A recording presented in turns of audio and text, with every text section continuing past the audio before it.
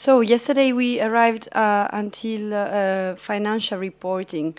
We have two reporting periods in our project. So the first one started in January this year and will last until 30th of June 2020. And then we will have 2 months to submit the report. So the report includes a technical report on the activities that have been performed and a financial statement from each partner. So we will have 2 months to produce these reports and to submit those to the participant portal. Then the second reporting period will start on 1st of July 2020 and end at the end of 2021. Which means that we'll have to submit the reports by 29th of February 2022. Following the submission of the reports, we will then have we will receive the interim payment and the final payment. As we said yesterday, some of you have already received, some others will receive in the coming days the advance payment of the 75% of the grant. The distribution is currently in progress according to the receipt of the third-party registration forms. So those who have not sent it yet, please do it as soon as possible. Without this step, the government cannot make the bank transfer. And then in 2021, we might receive an interim payment, and I say we might receive it because it depends on the amount of money that has been spent by each partner. So you would receive an interim payment in case you have spent more than 75%, so in case you have already spent all your advanced payment. And in any case, you will not receive more than 90% of the grant. So I don't expect this to be the case for anybody because we would be at the middle of the project, and if you have spent already 75% of the budget or even more, you might have a problem for the second part of the project. But so those are the rules. And the final payment will be paid, of course, after the submission of the final report and will include also the guarantee fund. So that 5% of money that the Commission has now retained from the advance payment, from the prepayment for guarantee. Is it clear for everybody, this? If you have a question, don't hesitate to... Okay. So, very quickly, we are not going to have a presentation from the financial officer. So I try to give you some main information about financial management and financial reporting. As a matter of fact, we are available for any doubts you might have. So you can write us or call us at any moment. So as you know, the Commission is about to will reimburse basically, or we pay us. It's not even a reimbursement. They are already advancing money, but the grant is will cover only eligible costs. Okay, and we have the different features of eligibility indicated in the Article 6 of the grant agreement. So costs to be eligible needs to have be actually incurred by the beneficiary, so you must have paid those costs. This is very important. So when, for instance, you will be reporting costs for financial period, for the reporting period 1, you must be sure that you are including only costs that you have already paid. Okay, this is very important. If you have not paid yet those costs, then you would have to report it in the following period. Sometimes, for instance, some organizations are booking travels with travel agencies, which might invoice you afterward and might make you, so you might pay the travel agency later. So you must only be sure that you declare the cost, that cost only if you have already paid. But if you have been only invoiced and you have not paid it, you cannot declare it. You have to wait for the next reporting period, okay? Then, of course, the costs must be incurred during the action, so in the framework, the time framework of the project. In principle, those costs must be set out in the Annex 2, which is the budget, which is enclosed to the grant agreement. This means, in particular, that if, for instance, you haven't foreseen any subcontracting and you want to foresee a subcontract for any specific task, we need then to have a modification of the grant agreement and include it in the budget. Otherwise, if you have a subcontracting foreseen and you simply need to change some of the activities which are subcontracted, that is not a problem. But the idea is that the costs are those that we have planned and indicated in the Annex 2. As a matter of fact, we cannot claim higher cost than what is indicated in Annex 2. So in no case we might go to the Commission and say, oh, but we have spent more than what we have foreseen. There will not be a reimbursement of those exceeding costs. Okay? Of course, costs must be connected to the action, must be identifiable and verifiable, which means that you have to keep at your organization proof of all the payments and of all the costs that you have been incurred. We will see this more into details, but you need to keep all the documents and the proof of your payment. You don't need to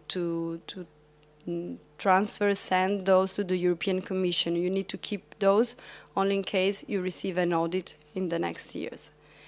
Then, costs must be, of course, in compliance with your national laws on taxes, labor, and social security. So we will see that this has to see with staff costs, which must include all social security costs. But it also means that, for instance, if you have in your country more restrictive procedures or rules concerning subcontracting, then you have to comply with your national laws and not only with the rules from the European Commission, European Union. Okay, we go now a bit more into detail on how personnel costs can be reported. I try to be a bit faster, but if you have a specific question, you can stop me, okay, at any time. So we have basically two types of costs. Does this work? No. Wait. No, okay. We have actual personnel costs, which are usually the costs that most organizations report, and is the cost of your employees. Basically of people, thanks.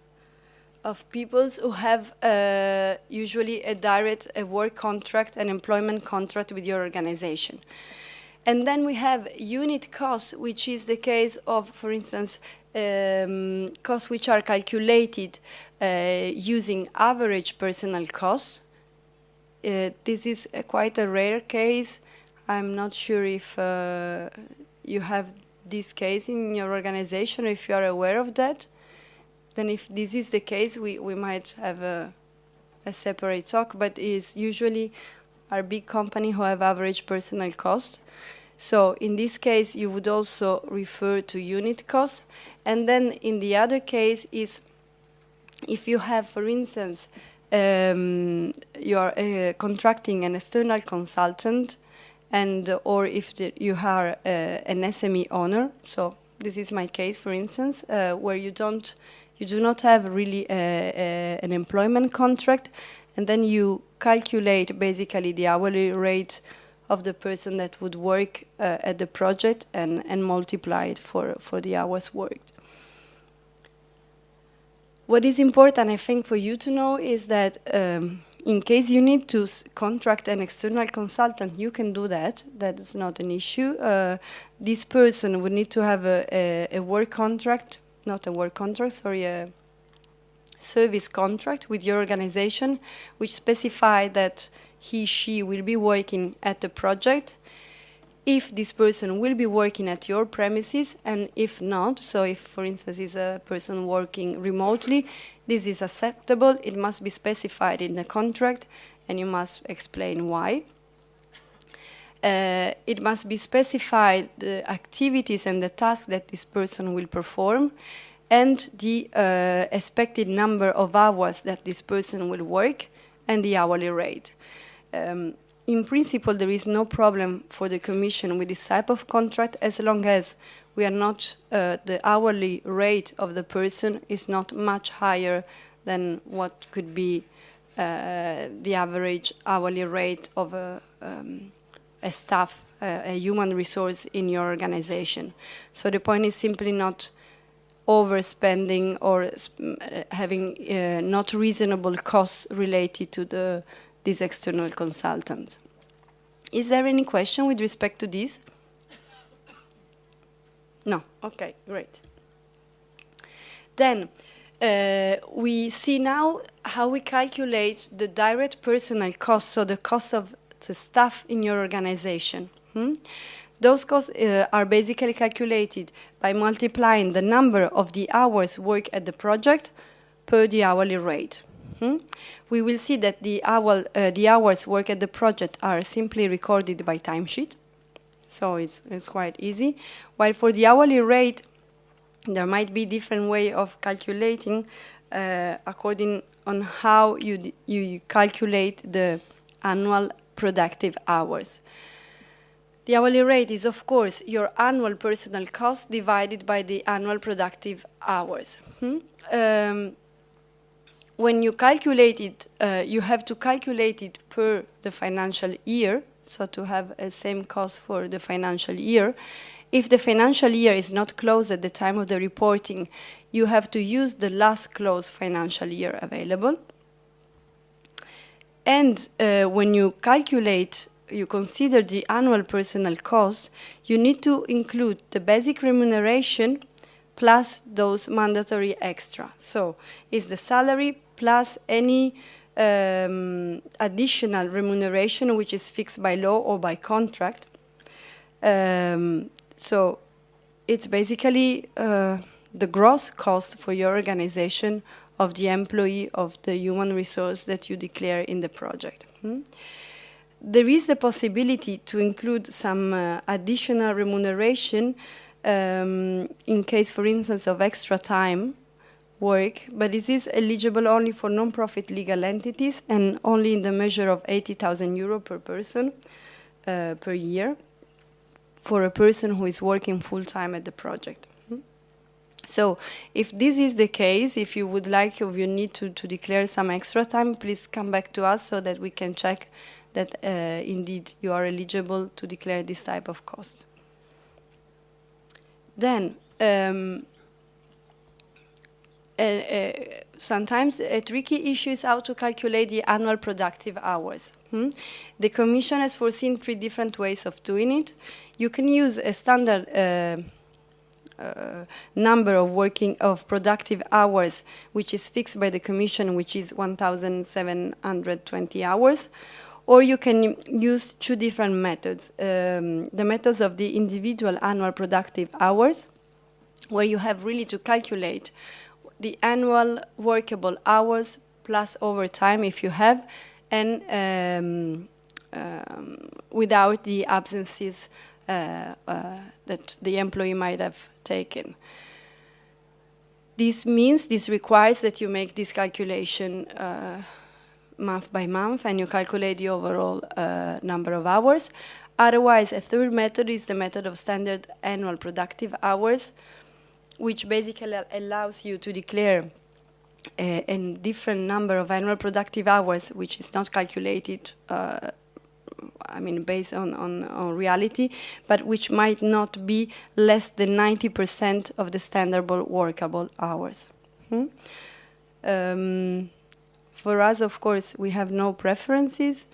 We use the first method, the 1,720 hours for our convenience, but we have no issue with respect with that. This is something that we will not check when we are checking your financial reporting, so it's your organization who needs to check this, and for sure if you are already participating in Horizon 2020 projects, your project office or your administrative office will know how to do it.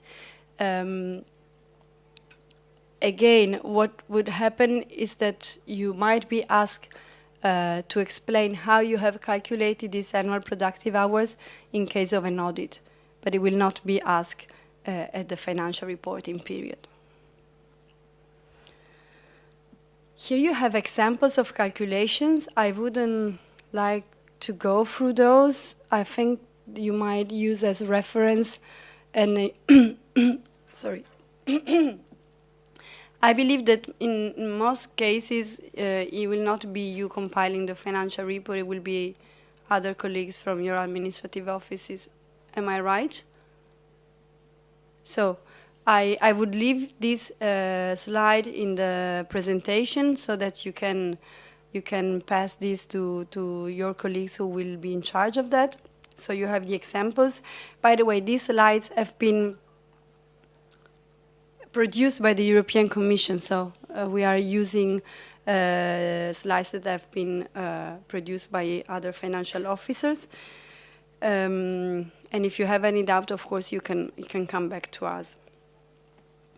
What is important is that you take into account the issue of the closed financial year, so of the financial year of reference for you to calculate the hourly rate. Okay, and for recording the time, it is very, very important that you remember to have timesheet for each human resource working on the project. Okay, again, this is something that you would be asked to show to an auditor in case of an audit. So we suggest, I mean, the European Commission suggests to use timesheet. The only case in which you can decide not to use timesheet is if you have one person working 100% at the project. In that case, you would have to make a specific declaration, and then you, of course, you will not need to have timesheet. But if you have somebody working part-time or even 60%, 20% of their time dedicated to the project, you have to record to have timesheet. Also, this is an advice. I mean, in our case, for instance, since we have many different projects, we have several Horizon 2020 projects and other projects, we used to have one timesheet per resource. So in my case, my timesheet, for instance, include the time work at Forward and on the other projects, to avoid, to ensure that I am not, if I have different timesheet, it might result that I have been working 20 hours in a day, which is not eligible, yeah, which is not admissible. The timesheet needs then to be signed by the human resource and the supervisor, so remember to do that. You can download a template of a timesheet from this a link. We can put one on Drive as well, so that you can have it for reference. And we advise you to update the timesheet regularly, if possible on a daily or weekly basis. The timesheet must be used not only for your staff, the staff employed by your organization, so the staff who has an employment contract with your organization, but also in the case of the unit cost. So also if you have an external consultant or an SME owner, you should fill out the timesheet so that you can demonstrate the number of hours that this person has worked and at which task. Okay, let's see then the other direct cost.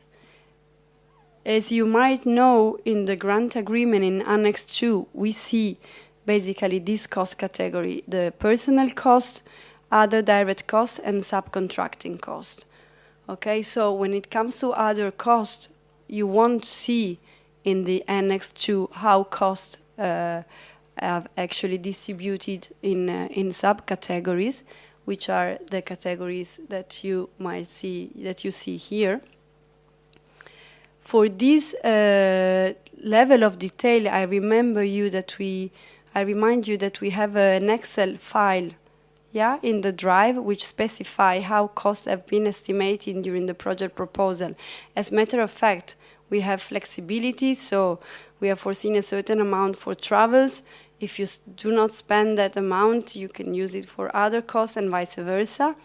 But that was to give you an indication and to make an estimation as real as possible. Travel costs and allowances. So are all the costs related to attend project meetings, conferences and other events which have been planned in the project. If you are willing to attend an event, a dissemination event, which is not specifically foreseen in the project, and you want to cover those costs with the forward budget, usually the European Commission requests to have a stand or make a presentation. So usually costs would not be allowed simply to attend a conference and an event without having an active participation of your organization. I understand that in this case, because of the type of action, we wouldn't have any issues. So we have a budget for our researchers or scientists to be able to travel and attend conferences. I will still check this with the European Commission to ensure that they do not want us to inform them and have an informal approval by them. But until that, in the coming weeks or in the next month, if you are planning to cover travel costs of a specific conference with the forward budget, please come back to us to consult this with us so that we ensure that the European Commission is fine with that. Yeah? Okay. See.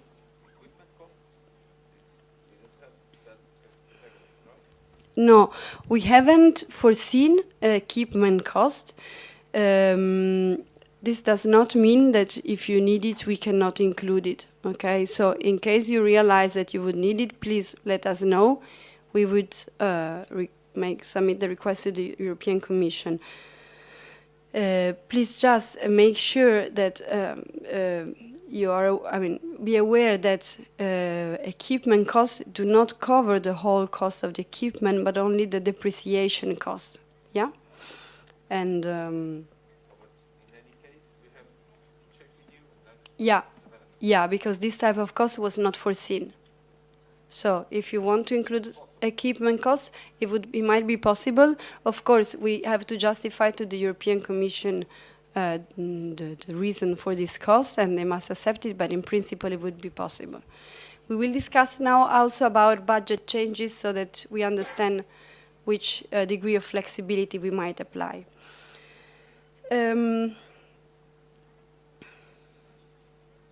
Other goods and services. So here sometimes there is misunderstanding between what is another goods and service and what is subcontracting. It might depend also by the financial officer. So in the past we had some cases we changed, for instance, the financial officer across the project and their view on if a specific service was only a service or was a subcontract change. So in the project right now we have foreseen subcontracting for, I believe, most partners, and we have already specified which type of costs you might subcontract. Okay, so in usually small services, like if you need to make few printing or print few material like consumables, like I don't know, flyers or any other type of material, which is a smaller contract, would be reported under other goods and services. Of course, it is different if you are subcontracting the design of a flyer and the printing of the flyer, and it is a bigger contract. So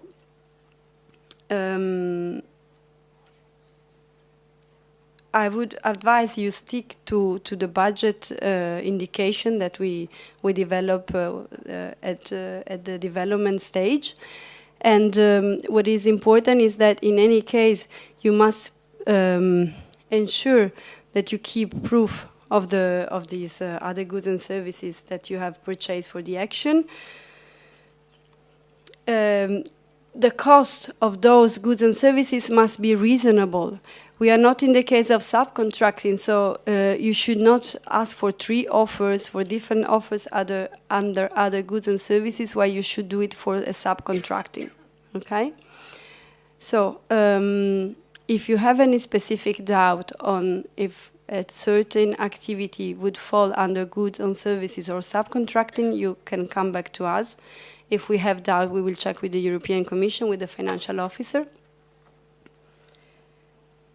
What is important for you to know is that when you declare a cost under other goods and services, this cost includes only indirect cost, the associated indirect cost, which has 25% of the cost, while in case of subcontracting, you will not apply that 25%, okay?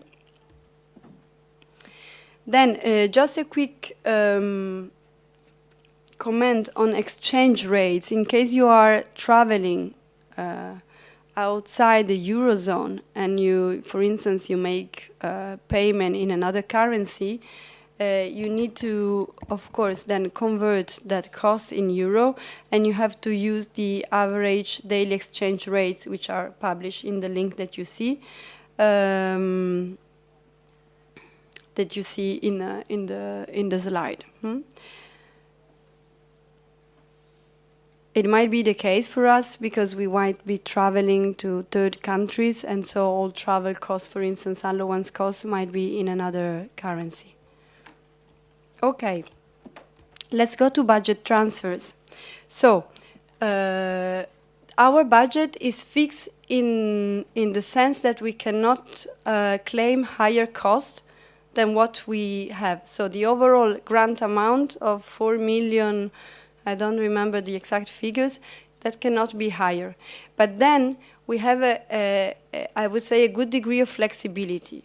So we can move budget from from cost category, we can move budget from partners, as long as this budget change does not imply a change in the action that we have foreseen in the Annex 1, which is the description of work, the DAO.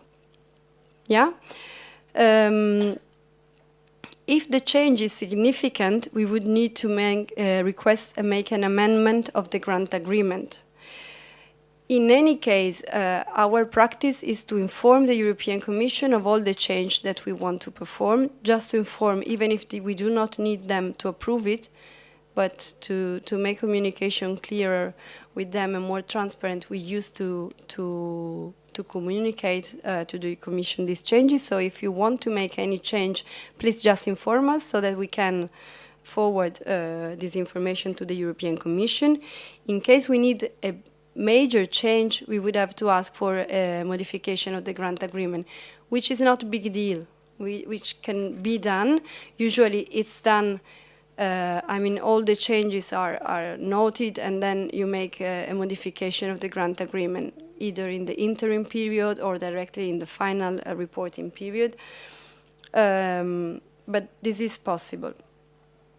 So you see here, basically, the type of changes that we can do without needing a modification of the grant agreement, which are basically those in green.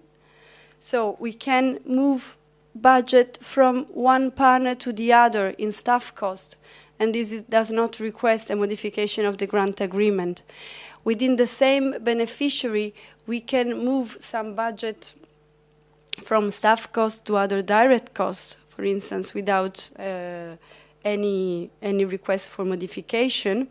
When it comes to subcontracting, if we want to move a subcontracting from one partner to the other, we might need to check this with the European Commission, but in most cases it will also not request a modification of the grant agreement. What does request need a modification of the grant agreement if you want to include unit cost for your personal cost in your budget. So if you haven't foreseen the inclusion of an external consultant in your project, and you want to do it after the project is approved, it's not a problem. We can do that, but we will have to ask to the European Commission before you start with the procedure, and this will request an amendment of the grant agreement. Is everything clear until now? Okay, great. So, if we request amendments to the grant agreement, this basically means that we will change the term and conditions or the annexes. In most cases, what we change is the description of work, so Annex 1 or the budget Annex 2. This request may be done by any party, of course, because it's done through the research participant portal. As a matter of fact, it's better that we, convey the information through the coordinator. The amendments would be signed within 45 days by the submission and would enter into force on the day of the last signature, so the latest signature. So in case of an amendment, but this might be the case where we have to replace a partner or change a partner, then we would have an amendment within the duration of the project, and of course this will require the signature of all partners and would enter into force on the day of the latest signature, and would also take effect on the date agreed by the parties. In case we simply need to modify the budget, it's very likely that the modification of the grant agreement would be done at the end of the project or at the end of the first reporting period. So these are the cases where amendments are necessary. So if we need to include a new partner, if you have to remove a partner or to change a partner because if, for instance, the nature of an organization change, so this has to be also included in the grant agreement. If a third party is removed or added, if there is a change of the coordinator bank account, if the project has to change its duration, and if we have to change Annex 1 or Annex 2. Okay. For the financial reporting, what you will be asked to send us is your financial statement, which include basically the amount of budget that you have spent, with an explanation on your use of resources. You have the financial statement template in the grant agreement, so you can check those. And you do not need to send any additional documents. So you do not need to send any invoice, any proof of payment, anything else, not even the timesheet. But it is very important that you keep all those documents in your organization in case an audit would come. So the audit of the Commission are usually limited to 2 years after the payment of the balance. So in our case, possibly the payment of the balance might arrive by May 2022. So starting from the receipt of the final payment, you might receive an audit by the Commission within 2 years. But you are asked to keep records and support the documentation related to the project for 5 years after the final payment is done. Okay, is there any question on financial reporting? You will have time to ask us, and you will see that when the moment comes, you will have maybe more questions. But really, if you have any doubt on financial issue, do not hesitate to write me, and we will try to help as much as possible.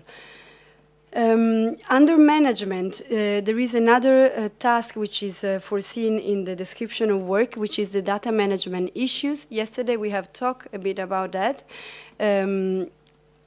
We will have to compile a data management plan which address how we manage sensitive and non-sensitive data in the project, and now we ensure that we are compliant with the national and European regulations. This management plan will have to be submitted at month 6.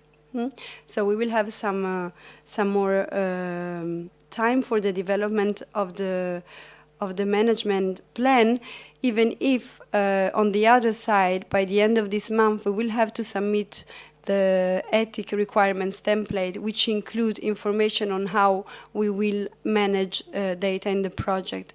So in that sense, what we will do is that we will send you those templates for you to revise, and in the ethic requirement, we will basically indicate that in case personal data have to be collected and stored, which at this stage we suppose would happen only for the dissemination and communication issue, an informed consent form will be circulated, will be sent to the owners of the data, and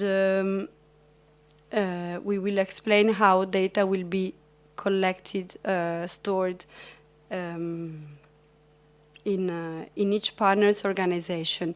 We will have to decide how to deal with the storing of for instance, even only the data of the person that we receive, for instance, our newsletter or the information, and we will discuss this with Marc Sagne to see if he can store those data only at his organization, to avoid that basically each partner has to explain how the data are stored in your organization, and so have to have 23, 24 different procedure or different explanation on data storage.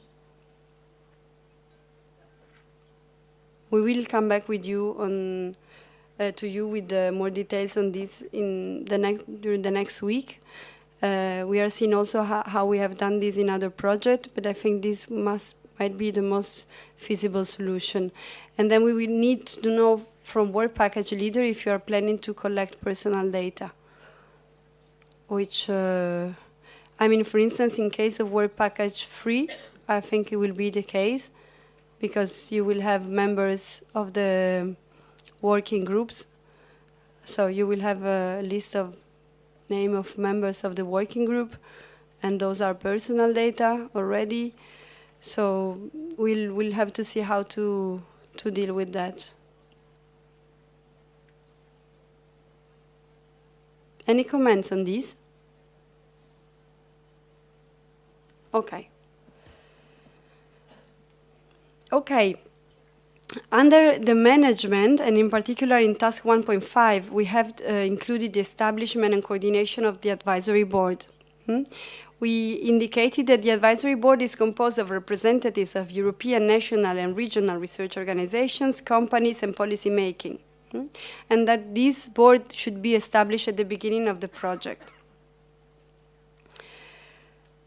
The list of members will have to be approved by the steering committee, and also changes to the composition of the advisory board will have to be approved by the steering committee. Under this task, basically, which is actually a task we are responsible of, we will have to deal with the administrative and operational establishment and coordination of the advisory board, which means that we will centralize the sending out of invitations to project meetings, drafting the work plan of the advisory board, etc. We do not have a deadline for the establishment of the advisory board, but I think that also yesterday we agreed that we would like to establish as soon as possible on one side, but on the other side we need to know what would be the thematic areas that we will work on. Yes.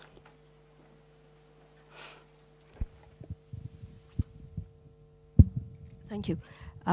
Even if we should take into account the thematic area, I think there could be already a core group of the EB which address the main concern of OR regarding visibility, and also who could inform us about the next programmation.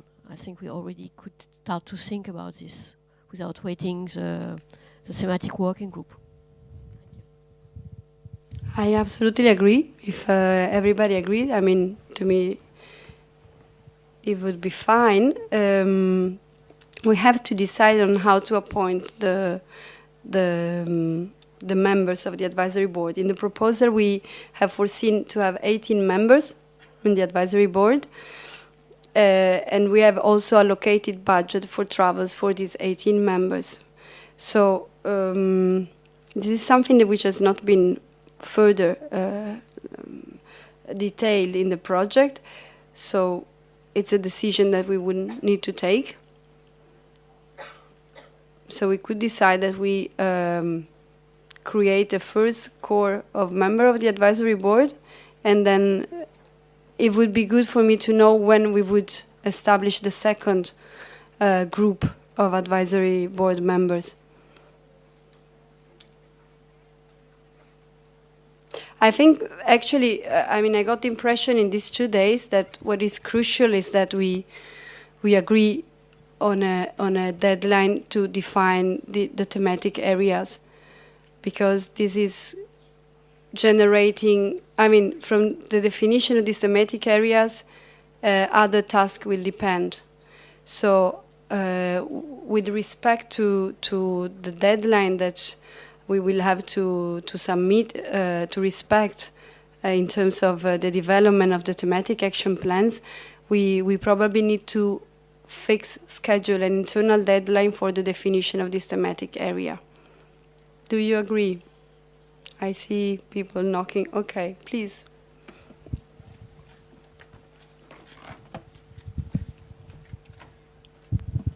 Michelle, can we take some time to discuss about the composition of the advisory board? Because I think that'd be very critical to make sure that we do have people that can be ambassadors of the outermost regions, people that could, to which we can exchange, could have an impact on the policy design from the union. So I don't know if sticking to people from the regions may have such an impact, or shall... We have said, I mean, I report what has been foreseen in the grant agreement, in the project, but I mean, there was a result of a discussion already. So we said that they should be representatives of European, national, and regional organizations from the quadruple helix. So this is the composition. Then what we have foreseen is that since those are 18, we foresee that each region might, I would say, appoint 2 or propose 2. Then, of course, those must be approved by the steering committee. But the composition should be multinational, so and not covering only outermost regions, and multi-actor, so not only from research or policy making.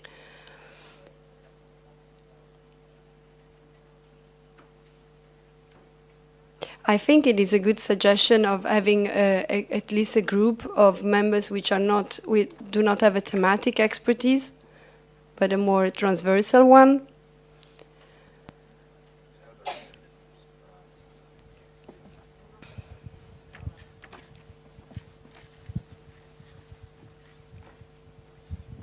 I was especially thinking of this researcher on the GRC who has been writing a report on the Stairway to Excellence program and how it could improve the participation to H2020 for lagging behind regions.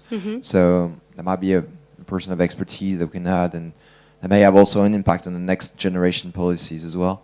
Of course. So maybe you can just discuss a bit of the types of people who want to address, so that each region can have some kind of some input, at least to know which proposes, and then we can discuss this. Indeed.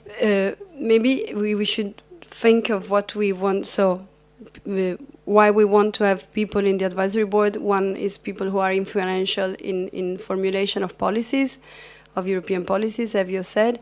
Then we want to have also people who could contribute more to the excellent part, or maybe not. I mean, because we can invite the let's say more scientific people in the thematic action plan also, so in the thematic working group. So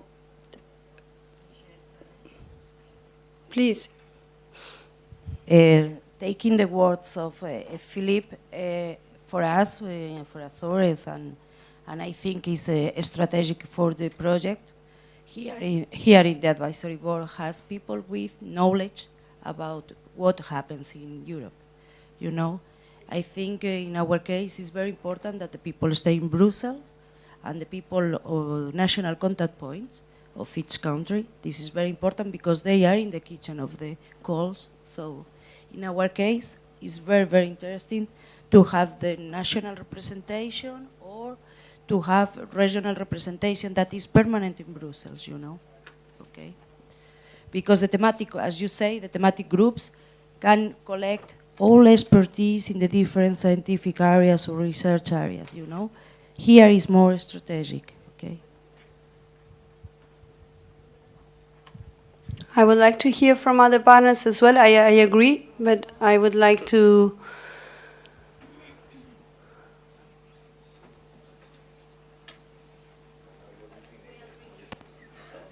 But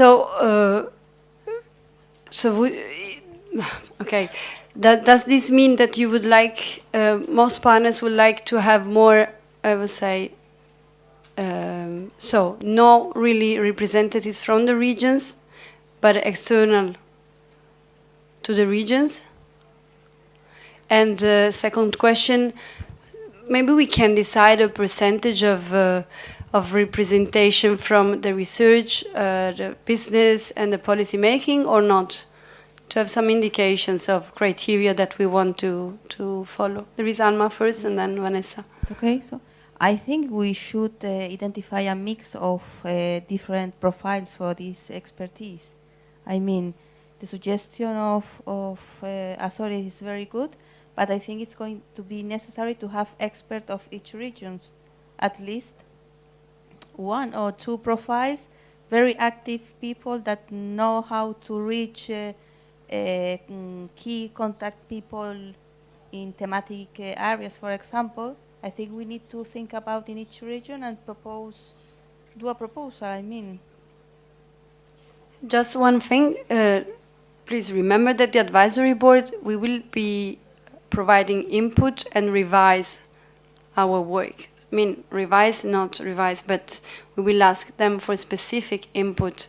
So, and they will be in contact with the steering committee and the thematic working group coordinators if needed. So, it should be people with some vision. I mean, people who knows how to deal with open ways to go forward with these activities. Okay. Perhaps one or two people with different profiles. There was Vanessa first. Perdona. Tenemos otro, ¿no? I think we should list maybe on the slide, list some keyword or key expertise we are waiting for, just to agree on this key expertise, and after try to find people maybe from research, from innovation, from transfer, from the policy side, which add a broad view of one side regarding the next programmation, as already underlined, and which is also well connected with the key people to make things moving, and which is also aware of what's going on in our territories. I'm not sure, Alma, that we should have someone really focus on each island. I don't think it would be relevant.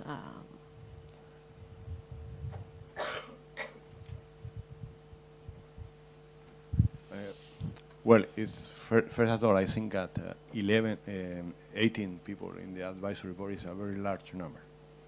So it's not so easy to have face-to-face meeting with all those people in any place around the world. And the outermost region are present. So this is it's not a critic, but it's a kind of a reconsideration if we really need to have 18 people in the advisory board. And the second point is that we probably need somebody outside our outermost regions in some topics that are more transversal or more general, and thinking on biodiversity and thinking on IUCN, any representative from the IUCN, they have already several projects, Net Biome and BES and so on. So they know more. They know. Oh, no. It's okay now. Yes. Yeah. Okay. So there are some people inside the IUCN that have been really focusing on the outermost region assets, biodiversity assets. So I think terrestrial and marine. So probably one of the advisory board members could be somebody from that organization, but that's only my suggestion for the group.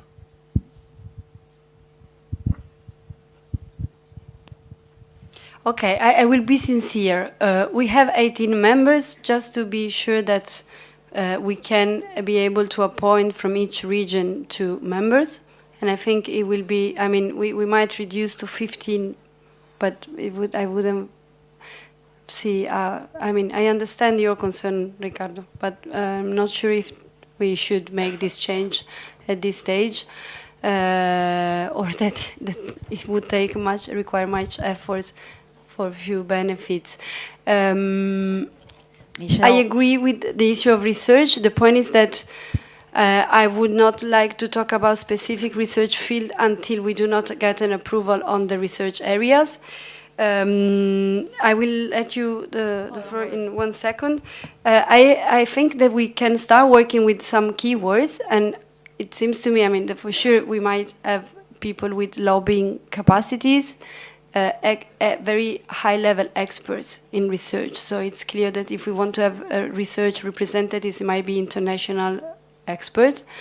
Can I propose to start making a list, for instance, and then that we have at least one representative by the European Commission, which is not our financial officer, or not?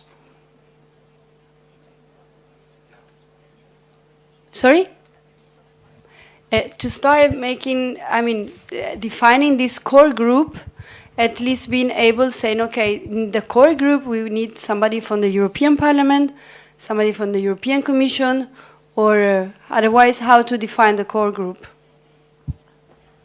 For me, we should start with some key field. Research fields or? So keywords. Can you propose me 2? I have a question. We sent, all of us, we sent a list of proposals. Okay. No? Okay.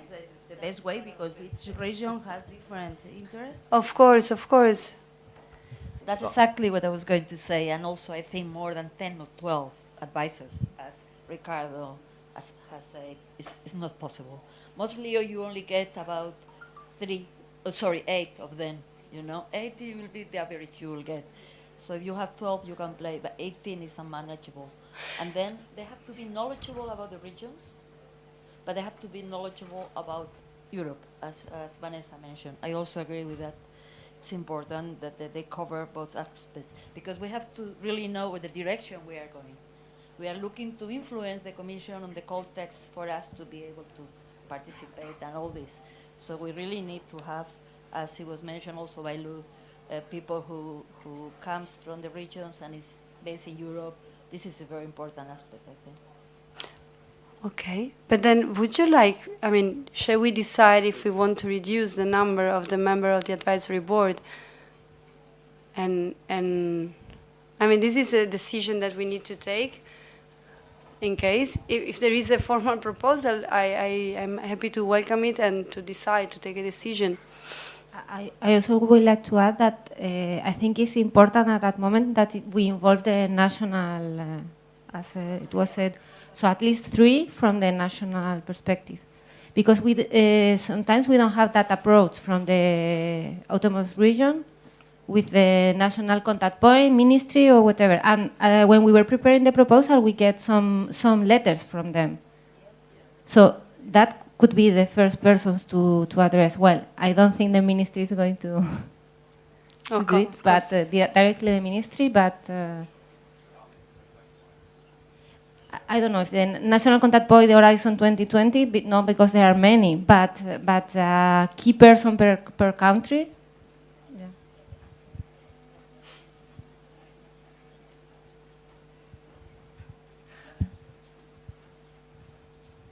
Any other comment? Or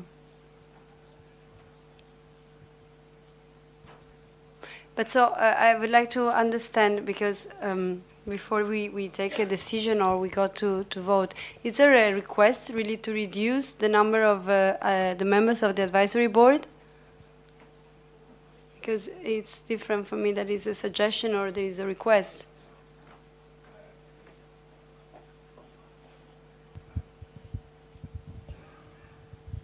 If all of us agree, we can decide and set up one member of the advisory board could be one from each country.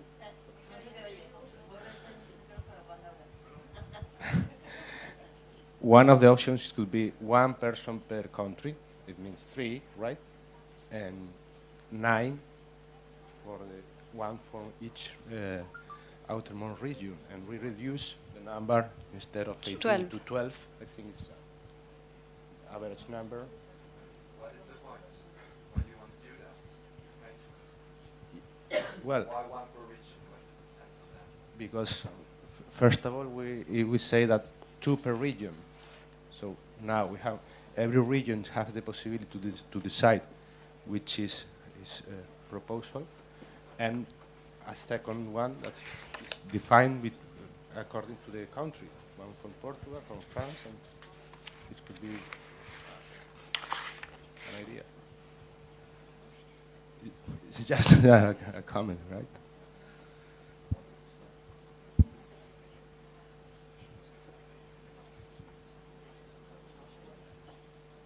To me, it's fine, but.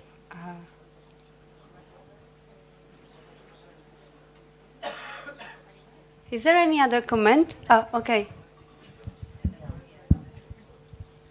So we had this same discussion when we were writing the proposal. So this is an old discussion.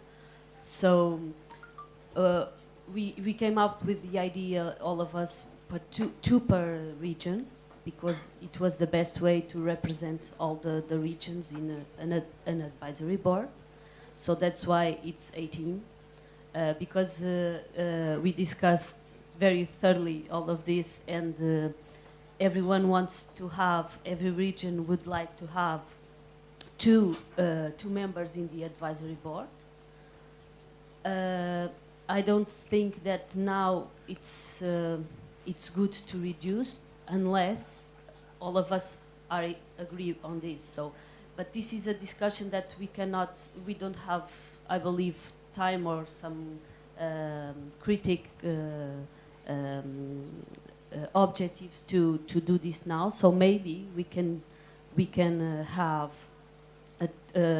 establish terms of reference for the advisory board. Mm-hmm. For the advisory board members, we can have a small.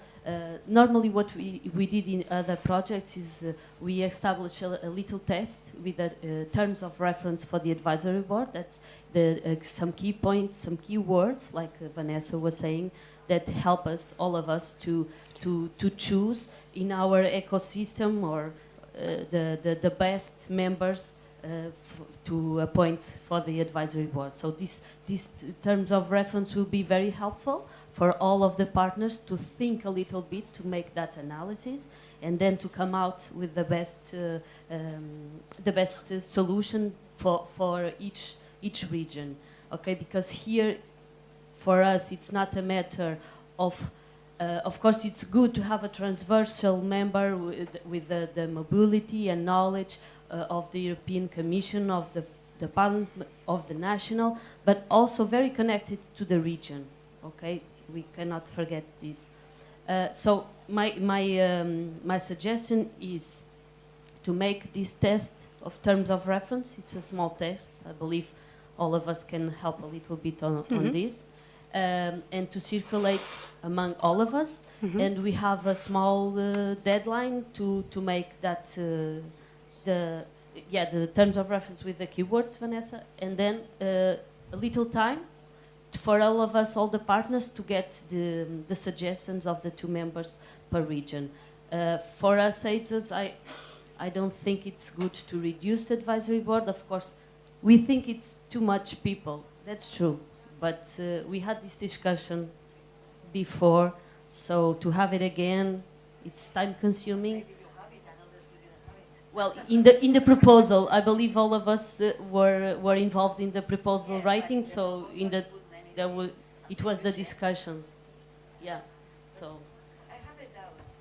Yeah. Thank you. I have a doubt on your explanation. Is two people from the region or two people that the region would like to be there appointed that might be international? Yes. Okay. Okay. Option 2. Okay. Yes. Yes. But they have to have in mind that we need somebody with this kind of relation to the Commission with knowledge, good knowledge of the regions and so on. Yeah. I think we all agree that the advisory board is composed of people who might be knowledgeable about outermost regions, but who come from outside and should bring, external expertise and knowledge and influence into the project. Okay, so we can do that. We develop these terms of reference and we share it with you, so that we can, on the basis of that, we will select the 18 members of the advisory board, so that the number has not changed. Okay. Yes. Can we just have deadlines? We will do this. Yes. I still have a point, because I wanted to start drafting. We have a session to define deadlines and the next one. But again, if we want to define only a core group and we leave out for this moment the thematic research areas, thematic sectors, then we can set a deadline for this core group, which would be more transversal. But if we want to include these thematic areas, then we need to have this agenda, this deadline for the thematic area set first. No? You see what I mean?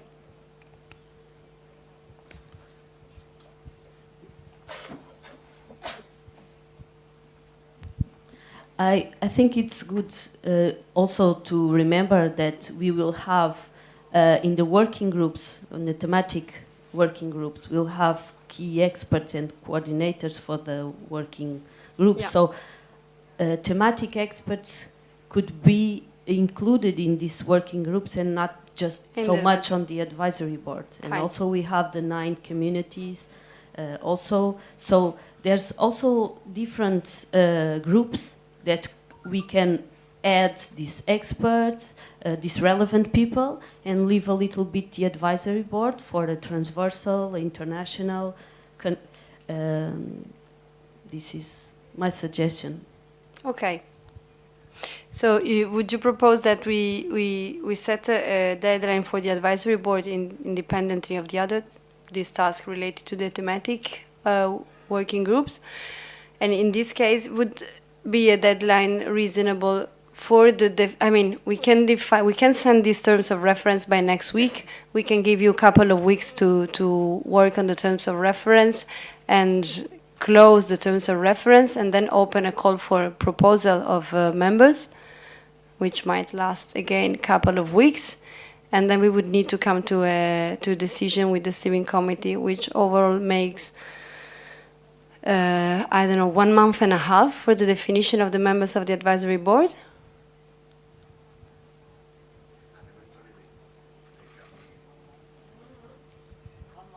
One month and a half.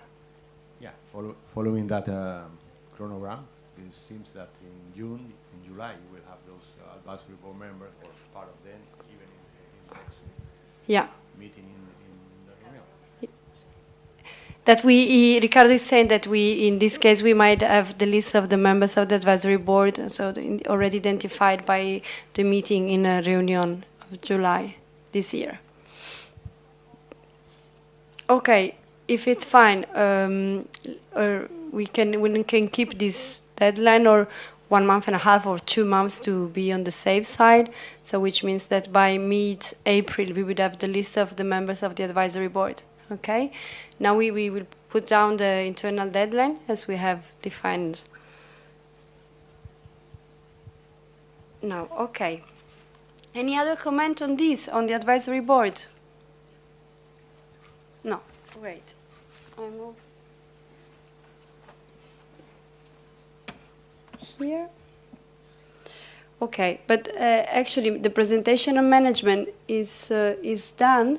So you have here reference documents that you might need if you to solve your doubts on Horizon 2020.